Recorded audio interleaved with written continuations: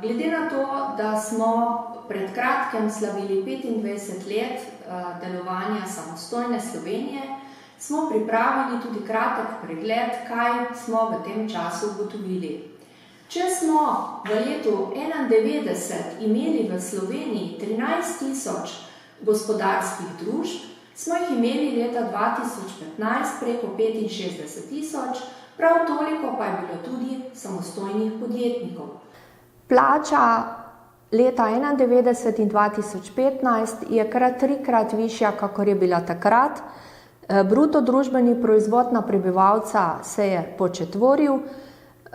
Inflacija je padla s 340% na 0,6% in pa število avtomobilov se je podvojilo.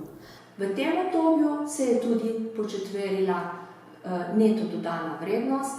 V vseh teh letih se je žal število zaposlenih zmanjšalo, pri čemer lahko ugotovimo, da upad števila zaposlenih v gospodarskih družbah ni nadomestil porast samostojnih podjetnikov. Na ravni samostojnih podjetnikov opažamo nek stabilen trend rasti, v povprečju 2% letno. V 25 letih se je tudi bistveno spremenilo evidentiranje računovodskih dogodkov.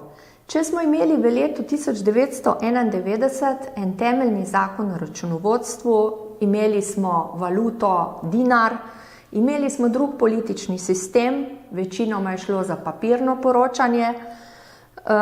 Imamo v letu 2015 temeljni korporacijski zakon, zakon o gospodarskih družbah, ki uzakonjuje uporabo slovenskih, torej nacionalnih računovodskih standardov. Skupine in mednarodna podjetja uporabljajo mednarodne standarde računovodskega poročanja, imamo drugo valuto, to je evro, in pa kar 96% letnih poročil je oddanih elektronsko.